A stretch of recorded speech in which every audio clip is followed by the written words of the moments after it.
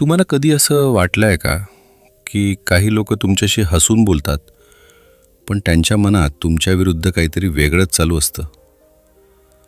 तुम्ही कधी विचार केलाय का, का काही लोक नेहमी जिंकतात आणि काही लोक आयुष्यभर वापरले जातात? का काही लोकांना आपण विश्वास देतो आणि तेच लोक आपल्याला तोडून टाकतात? सत्य खूप सिंपल आहे. आपण लोकांना समजतच नाही. आणि जेव्हा तुम्हाला मानवाचा खरा स्वभाव समजत नाही, तेव्हा तुम्ही त्यांच्या खेळात प्यादा बनता. पण जर तुम्हाला लोकांच्या मनात डोकावता आलं, त्यांचे हिडन मोटिव्ह समजले, त्यांचे इमोशन्स, इगो, जेलसी, मॅनिप्युलेशन ओळखता आले, तर तुम्ही फक्त स्वतःला वाचवणार नाही, तुम्ही गेम कंट्रोल कराल. आजपासून तुम्ही लोकांना वेगळ्या नजरेने पाहायला लागाल. कारण आज आपण उलगडणार आहोत मानवाचा खरा चेहरा. मानव स्वतःला लॉजिकल समजतो, पण प्रत्यक्षात तो इमोशनल असतो. आपण घेतलेले बहुतेक डिसिजन्स फॅक्ट्सवर नसतात, ते फीलिंग्सवर असतात. तुम्ही कधी इम्पल्सिव्ह डिसिजन घेतलाय का? रागात काही बोललात आणि नंतर रिग्रेट केलं. त्या क्षणी तुम्हाला वाटत होतं की तुम्ही बरोबर आहात, पण नंतर तुम्हाला जाणवलं की तुम्ही चुकीचे होता. हे का होतं? कारण तुमच्या मेंदूत एक भाग आहे जो तुम्हाला कंट्रोल करतो, तुमच्या नकळत. तो आहे तुमचा इमोशनल ब्रेन. तो फास्ट आहे, तो इम्पल्सिव्ह आहे, तो सर्वायवलसाठी बनलेला आहे. आणि दुसरा भाग, रॅशनल ब्रेन, तो स्लो आहे. तो विचार करतो, तो ॲनलाइज करतो. पण प्रॉब्लेम इथेच आहे. बहुतेक वेळा इमोशनल ब्रेन जिंकतो आणि तुम्हाला वाटतं की तुम्ही लॉजिकल आहात. जर तुम्हाला आयुष्यात कंट्रोल हवा असेल, लोकांवर इन्फ्लुएन्स हवा असेल आणि स्वतःचं नुकसान टाळायचं असेल, तर पहिलं लॉ आहे मास्टर युअर इमोशनल सेल्फ. एकदा एक माणूस होता. नाव होतं समीर. समीर खूप इंटेलिजंट होता. त्याचं माइंड शार्प होतं. त्याची ऑब्झर्वेशन पॉवर स्ट्रॉंग होती. लोक त्याला रेस्पेक्ट करत होते. त्याचं करिअर फास्ट ग्रो होत होतं. पण त्याच्यात एक प्रॉब्लेम होती. एक अशी गोष्ट जी त्याचं सगळं आयुष्य डिस्ट्रॉय करत होती. त्याचा राग. एका दिवशी ऑफिसमध्ये एक इम्पॉर्टंट मीटिंग चालू होती. समीरने एक प्रोजेक्ट तयार केला होता. Perfect plan, perfect execution. त्याला खात्री होती की आज त्याचं कौतुक होणार. पण त्याचा सीनियर अचानक म्हणाला, "दिस इज नॉट गुड इनफ." त्या एका वाक्याने समीरच्या आत काहीतरी तुटलं. त्याच्या मेंदूत एक आवाज घुमायला लागला, "तू तुझा अपमान करतोय, तू त्याला दाखवून दे." समीरचा श्वास वाढला. त्याचे हात घट्ट झाले आणि पुढच्या काही सेकंदात तो उठला आणि जोरात ओरडला, "यू डोंट अंडरस्टँड एनिथिंग." संपूर्ण ऑफिस शांत झालं. कुणीच काही बोललं नाही. त्या एका क्षणात समीरने स्वतःची इमेज डिस्ट्रॉय केली. त्या रात्री तो एकटाच बसला होता. त्याच्या डोक्यात तेच शब्द रिपीट होत होते, "मी हे काय केलं?" त्याला माहीत होतं की तो चुकीचा होता. पण त्या मोमेंटमध्ये तो स्वतःला कंट्रोल करू शकला नाही. ही एकच घटना नव्हती, हा पॅटर्न होता. कॉलेजमध्ये तो भांडला होता. मित्र गमावले होते. घरी टेन्शन निर्माण केलं होतं. प्रत्येक वेळी सेम स्टोरी. रिएक्शन आधी, रिग्रेट नंतर. समीर 2 माणसांमध्ये अडकला होता. एक शांत इंटेलिजंट समीर आणि दुसरा अँग्री डिस्ट्रक्टिव्ह समीर. एक दिवस त्याचा मेंटोर त्याला भेटायला आला. त्याने शांतपणे विचारलं, तू स्वतःला ओळखतोस का? समीर गोंधळला. म्हणजे? मेंटोर हसला. तुला वाटतं तू लॉजिकल आहेस, पण तू इमोशन्सचा गुलाम आहेस. हे शब्द त्याच्या मनात खोलवर गेले. मेंटोर पुढे म्हणाला, तुझ्या आयुष्यातील प्रॉब्लेम्स लोकांमुळे नाहीत, तुझ्या रिॲक्शन्समुळे आहेत. त्या दिवसापासून समीरने स्वतःला ऑब्झर्व करायला सुरुवात केली. त्याला कधी राग येतो, कोणत्या गोष्टी ट्रिगर होतात. त्याला एक पॅटर्न दिसला. जिथे त्याचा इगो हर्ट होतो तिथे त्याचा कंट्रोल सुटतो. काही दिवसांनी ऑफिसमध्ये पुन्हा एकदा त्याच्या कामावर क्रिटिसिझम झालं. त्या क्षणी राग पुन्हा वाढायला लागला. Heartbeat fast, mind blank. पण यावेळी त्याने काहीतरी वेगळं केलं. तो थांबला. 5 सेकंद. 1, 2, 3, 4, 5. आणि मग तो शांतपणे म्हणाला, एक्सप्लेन करा, मी इम्प्रूव्ह करतो. त्या छोट्या पॉजने सगळं बदललं. भांडण झालं नाही, डिस्कशन झाला, रिस्पेक्ट वाढला. समीरला कळलं, कंट्रोल म्हणजे इमोशन्स थांबवणं नाही, तर रिॲक्शन चूज करणं आहे. काही महिन्यांनी तोच समीर, जो स्वतःच्या रागाचा कैदी होता, आता एक काम लीडर झाला. लोक त्याला घाबरत नव्हते, ते त्याला रिस्पेक्ट करत होते. आणि हीच या लॉची पॉवर आहे. तुमच्या आयुष्यातील बहुतेक प्रॉब्लेम्स बाहेर नाहीत, ते तुमच्या रिॲक्शन्समध्ये आहेत. लोक काय बोलतात ते तुमच्या कंट्रोलमध्ये नाही, पण तुम्ही कसं रिस्पॉन्ड करता ते पूर्णपणे तुमच्या हातात आहे. तुमचा सर्वात मोठा शत्रू बाहेर नाही, तो तुमच्या आत आहे. आणि जो माणूस स्वतःच्या इमोशन्सवर कंट्रोल मिळवतो तोच खरा पॉवरफुल असतो. तुम्हाला कधी असं वाटलंय का की काही लोक फक्त स्वतःबद्दलच बोलतात? तुम्ही काही सांगायला लागलात की लगेच टॉपिक स्वतःकडे वळवतात. तुमच्या फिलिंग्स, तुमच्या प्रॉब्लेम्स त्यांच्यासाठी काहीच मॅटर करत नाहीत, कारण ते एका इनव्हिजिबल डिझीजनं ग्रस्त असतात. त्या डिझीजचं नाव आहे नार्सिसिझम. प्रत्येक माणूस, होय, प्रत्येक माणूस थोडाफार नार्सिसिस्ट असतो. कारण आपण जन्माला आलो तेव्हापासून आपण स्वतःकडेच बघायला शिकलो. आपल्या गरजा, आपल्या भावना, आपलं दुःख. पण काही लोकांमध्ये हा नार्सिसिझम इतका वाढतो की त्यांना दुसऱ्यांची किंमतच वाटत नाही. स्वतःवरचं प्रेम दुसऱ्यांना समजून घेण्यात बदला. नार्सिसिझम म्हणजे काय? तो फक्त इगो नाही, तो एक इल्युजन आहे.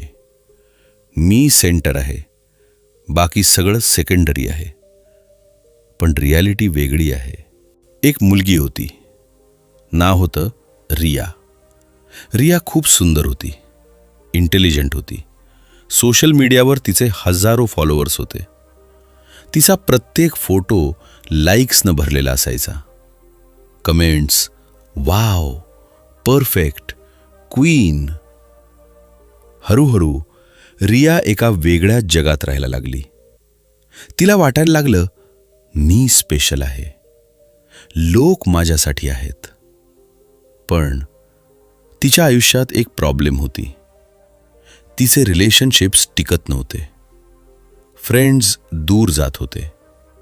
फॅमिलीसोबत कॉन्फ्लिक्ट्स वाढत होते. तिला कळत नव्हतं की प्रॉब्लेम कुठे आहे. एक दिवस तिची बेस्ट फ्रेंड पूजा तिला म्हणाली, रिया, तू कधीच मला ऐकत नाहीस. रिया हसली. काय बोलतेस तू? मी नेहमी तुझ्यासोबत असते. पूजा शांतपणे म्हणाली, तू फिजिकली असतेस, पण मेंटली तू फक्त स्वतःबद्दल विचार करतेस. हे शब्द रिया इग्नोर करू शकली नाही. त्या रात्री ती एकटी बसली होती. तिनं स्वतःला पहिल्यांदा विचारलं, मी खरंच अशी आहे का? तिनं मगाचे मोमेंट्स आठवायला सुरुवात केली. जेव्हा पूजा काही सांगत होती, रिया फोनमध्ये बिझी होती. जेव्हा आई काही बोलत होती, रिया अनॉयड होत होती. जेव्हा बॉयफ्रेंड प्रॉब्लेम शेअर करत होता, रिया बोर्डेड होत होती. तिला एक गोष्ट लक्षात आली, ती कधीच दुसऱ्यांच्या जगात गेलीच नव्हती. ती फक्त स्वतःच्या जगात अडकली होती. ती नार्सिसिझमची कैदी झाली होती. दुसऱ्या दिवशी रिया पुन्हा पूजाला भेटली. यावेळी ती बोलली नाही. ती फक्त ऐकत होती. पहिल्यांदाच ती जेन्युइनली ऐकत होती.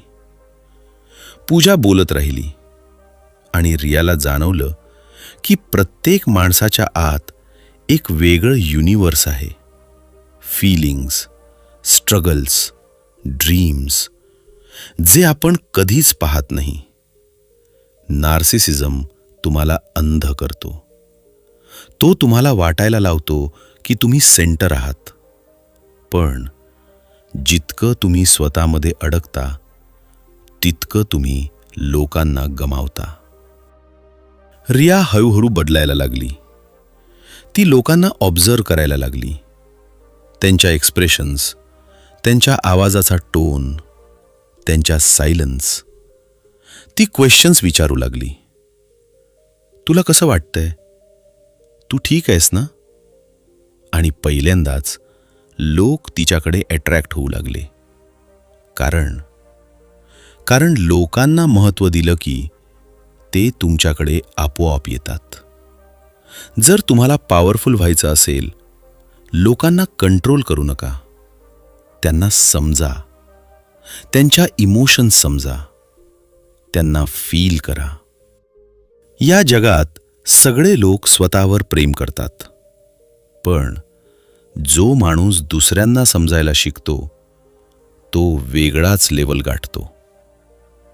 एम्पथी हीच खरी पॉवर आहे, कारण ती तुम्हाला लोकांच्या मनात जागा देते.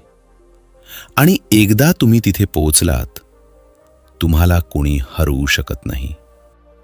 तुम्ही कधी लक्ष दिलंय का की काही लोक तुमच्यासमोर खूप चांगले वागतात, पण तुम्ही नसताना तेच लोक तुमच्याबद्दल वेगळंच बोलतात? किंवा कोणी तुमच्याशी खूप फ्रेंडली असतं, पण आतून त्याचा काहीतरी हिडन मोटिव्ह असतो. कारण या जगात कोणीही पूर्णपणे खरा नसतो. प्रत्येक माणूस एक मास्क घालून जगतो. ऑफिसमध्ये एक वेगळा चेहरा, मित्रांसमोर दुसरा चेहरा, आणि एकटं असताना अजून वेगळा चेहरा.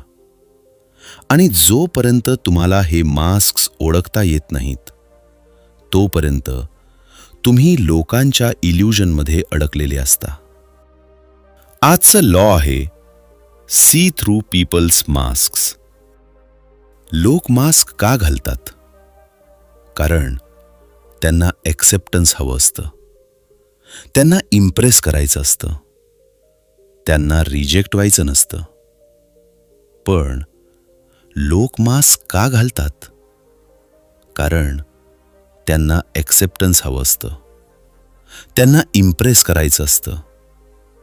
त्यांना रिजेक्ट व्हायचं नसतं. पण काही लोक मास्कचा वापर मॅनिप्युलेशनसाठी करतात. ते तुम्हाला जे दाखवतात ते खरं नसतं. आणि जर तुम्ही ते ओळखू शकला नाहीत, तर तुम्ही त्यांच्या गेममध्ये अडकता. एक मुलगा होता. नाव होतं करण. करण खूप स्मार्ट होता, कॉन्फिडंट होता, आणि सर्वात महत्त्वाचं, तो खूप चार्मिंग होता. तो लोकांशी बोलताना त्यांना स्पेशल फील करून द्यायचा. तू खूप टॅलेंटेड आहेस, तुझ्यासारखा कोणी नाही. लोक लगेच त्याच्यावर ट्रस्ट करायचे. पण करणचा एक सिक्रेट होता. तो जे काही बोलायचा ते सगळं जेन्युइन नव्हतं. तो लोकांना यूज करत होता. ऑफिसमध्ये नवीन मुलगा जॉईन झाला. नाव आदित्य. आदित्य सिंपल होता, ऑनेस्ट होता. करण लगेच त्याच्याशी फ्रेंडली झाला. Bro, welcome. काही हेल्प लागली तर सांग. आदित्य खुश झाला. त्याला वाटलं त्याला एक चांगला मित्र मिळाला. काही दिवसांनी करणने आदित्यला सांगितलं, तुझं काम खूप चांगलं आहे, पण प्रेझेंटेशन थोडं वीक आहे. मी हेल्प करतो. आदित्यने ट्रस्ट केला. करणने त्याचा प्रोजेक्ट घेतला आणि तोच प्रोजेक्ट त्याने बॉस समोर स्वतःच्या नावाने प्रेझेंट केला. आदित्य शॉक झाला. हे काय झालं? तो करणकडे गेला. करण हसत म्हणाला, रिलॅक्स ब्रो, टीमचं काम आहे. पण त्या हसऱ्या चेहऱ्यामागे एक वेगळंच गेम चालू होतं. करणसारखे लोक तुमच्या आयुष्यात असतात. ते चार्मिंग असतात. ते तुम्हाला एक्झॅक्टली तेच दाखवतात जे तुम्हाला पाहायचं असतं. पण त्यांच्या ॲक्शन्स त्यांचा खरा चेहरा दाखवतात. जर तुम्हाला लोकांचे मास्क्स ओळखायचे असतील तर त्यांचे वर्ड्स ऐकू नका. त्यांचे पॅटर्न्स बघा. ते कन्सिस्टन्सी ठेवतात का? ते प्रेशरमध्ये कसे वागतात? ते दुसऱ्यांशी कसे बोलतात? आदित्यने एक डिसिजन घेतला.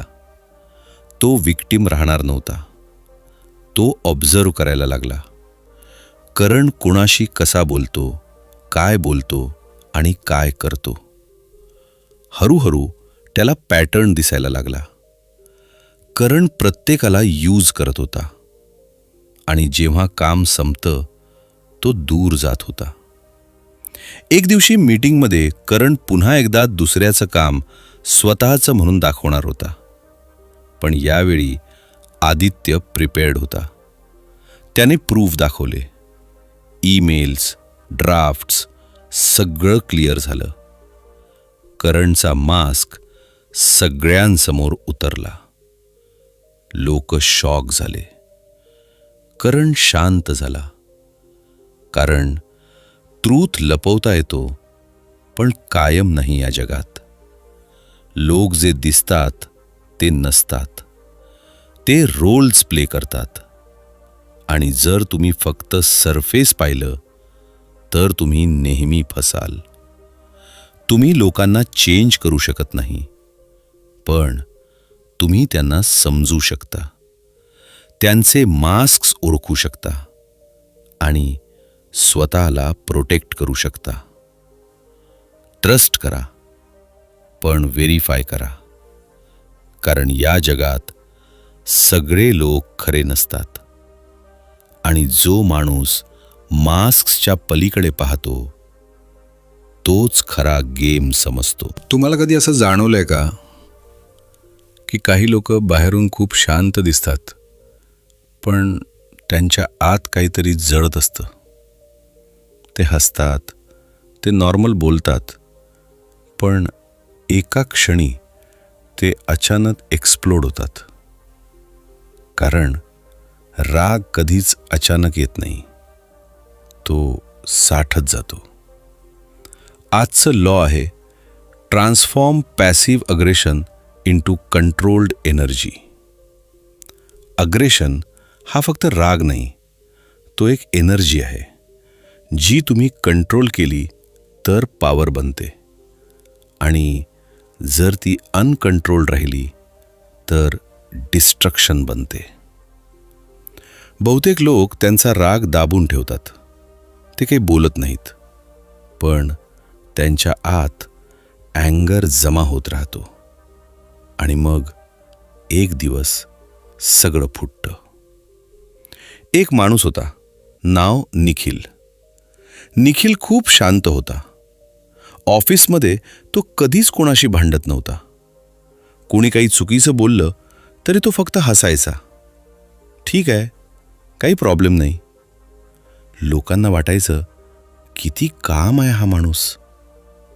पण त्याच्या आत एक वेगळंच जग चालू होतं. दरवेळेस कोणी त्याचा अपमान करायचं, तो काही बोलत नव्हता. पण त्याच्या मनात तो सगळं रेकॉर्ड करत होता. हा मला डिसरिस्पेक्ट करतो, हा मला सिरियस घेत नाही. एक दिवस मी सगळ्यांना दाखवेन. तो राग, तो फ्रस्ट्रेशन हळूहळू वाढत होता. पण बाहेरून तो अजूनही शांत होता. एक दिवशी मीटिंगमध्ये त्याच्या बॉसनं सगळ्यांसमोर त्याची टिंगल केली. तू नेहमी स्लो असतोस, तुझ्यात लीडरशिप नाही. त्या क्षणी काहीतरी बदललं. निखिलच्या डोळ्यात पहिल्यांदाच राग दिसला. त्याचा श्वास वाढला आणि तो अचानक उठला आणि जोरात ओरडला, इनफ! सगळे थबकले.